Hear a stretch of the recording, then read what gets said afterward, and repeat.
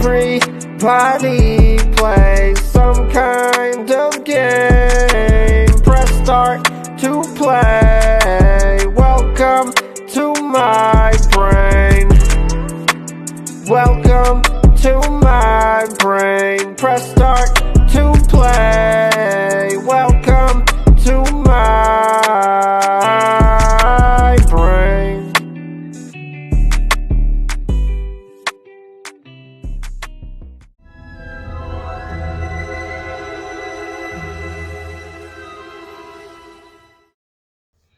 Alright everybody, how's it going? So, we finally got through Fallen Order.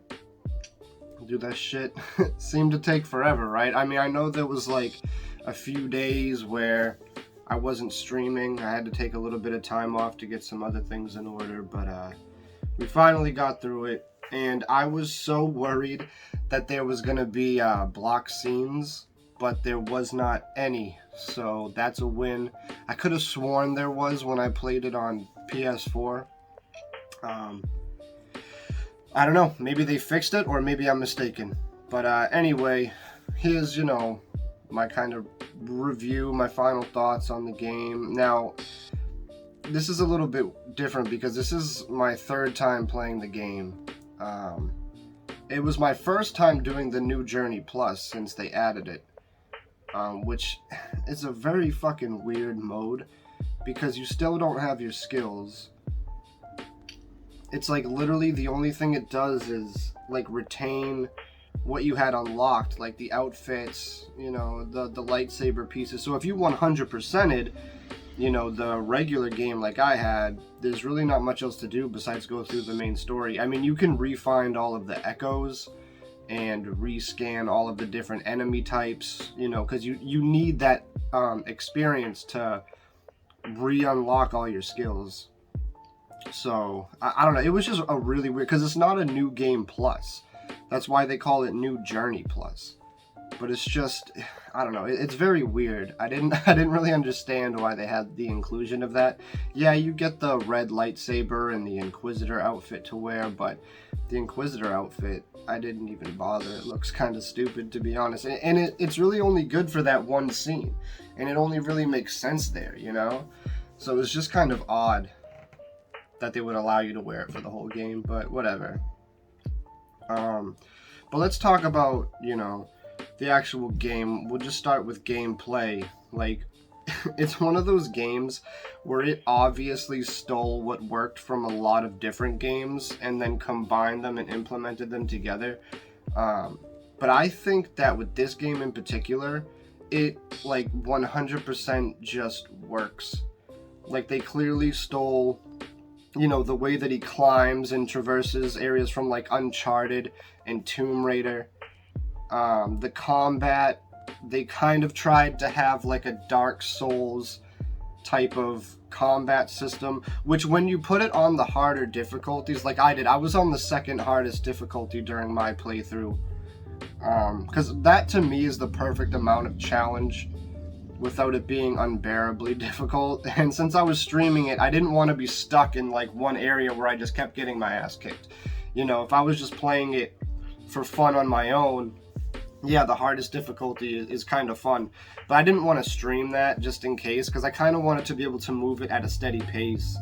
But even on the second to last difficulty, it's still a very good challenge, and it starts to feel more like a Souls type game, and it works. Like I said, it really works. It's even inspired somewhat by like The Legend of Zelda. You could call it like a Metroid type game, to whatever you want, like either Zelda or Metroid, where it's like, you'll go to one area, there are areas that you can't access until you go to other planets, unlock skills or whatever, certain abilities, and then you can go back and explore what you couldn't before. And it's all optional too. Obviously for 100% completion it's not. You have to, find certain echoes and shit that you couldn't get before. But sometimes it's very rewarding. Like in the very beginning of the game, when you get to decide if you want to go to, I think it's Zepho and Dathomir, right in the very beginning, like after you're done with Bogano, you can decide which two planets you want to go to. Now, you can go to Dathomir right away. It's one of the harder planets, But if you can manage to get through it, you actually get the dual-ended lightsaber super early on in the game. But if you don't, you can, go through the planets in story order that they kind of want you to go. And then you'll still unlock the dual-ended lightsaber, after you get through Dathomir. It'll just be way later on in the game. But if you decide to explore, you can actually get the dual-ended lightsaber in Bogano. I think it's after you do Kashyyyk. I'm pretty sure. I'm pretty sure. So it's cool. Like, they give you a lot of freedom in how you want to do some things, even though it's kind of a linear game. But like, they still give you freedom, and they reward you for exploring. So I really dig that about the game. I'm just trying to think if there's anything. I pretty much covers gameplay. The story is like so-so.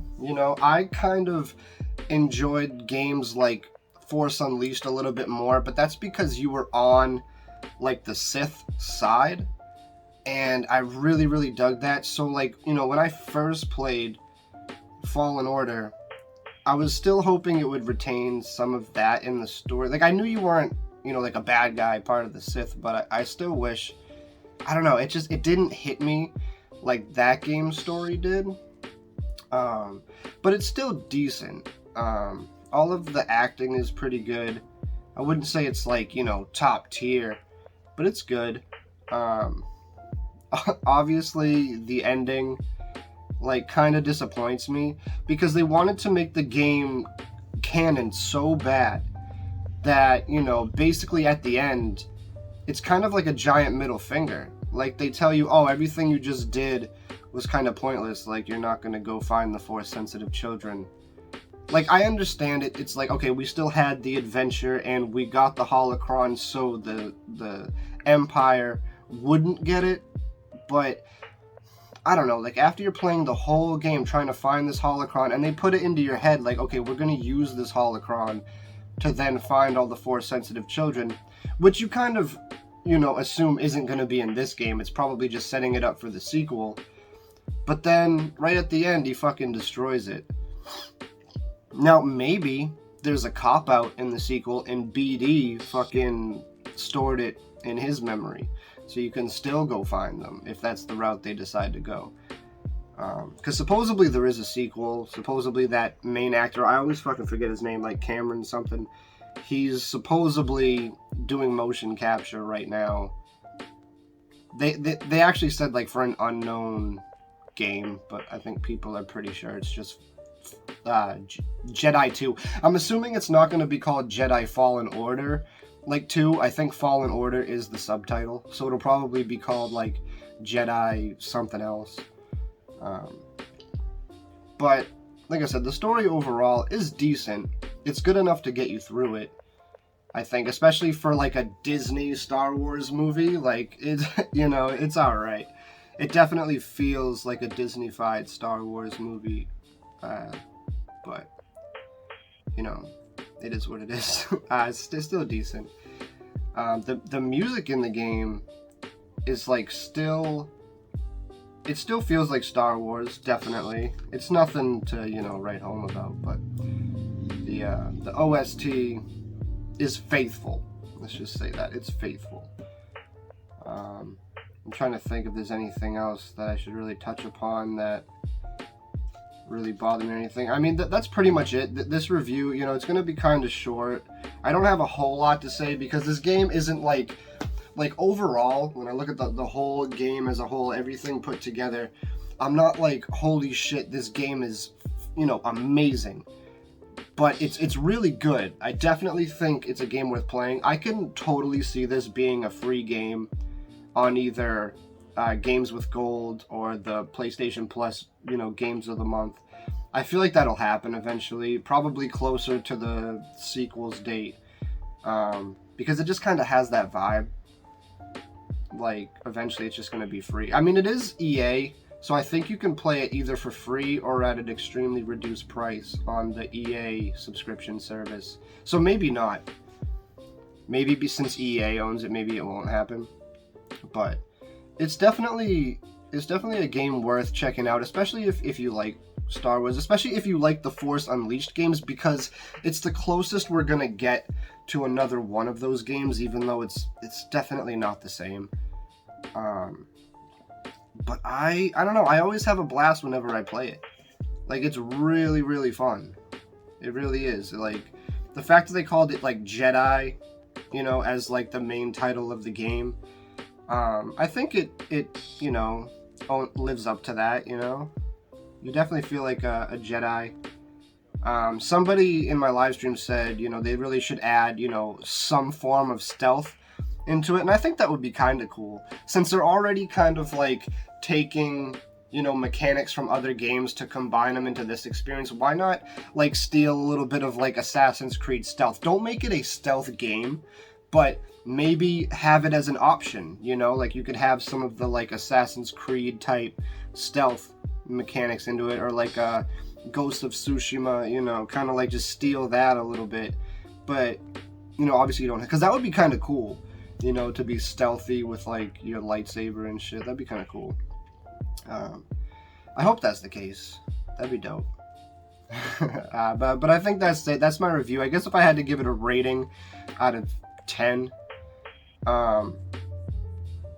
it's like a 7.5, 8 out of 10, I guess I'd give it.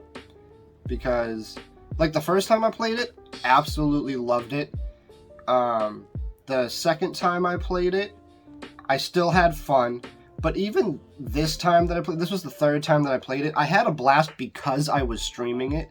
But if I wasn't streaming it, maybe it's because enough time hadn't passed between the last time I played it, but I probably would have been like, like, gave up halfway through and just moved on to something else. Just because, like, after playing it so many times, like, and you know what's coming, it's like, especially having already played it on the harder difficulties, it's just like, it's like, you know, I don't know, like it needs time to breathe after you play it, in my opinion. So, like, if you've never played it before, you'll have a blast the first time you play it, and even the second time you play it.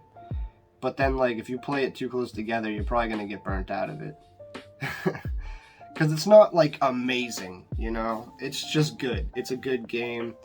But I think overall it still deserves, like, a 7.5, maybe an 8, if you're, like, a real Star Wars fan, you know? Because it's good. It's a good game, for sure. But with that being said, that was my, you know, little review for Star Wars Jedi Fallen Order. Until next time, y'all. Peace.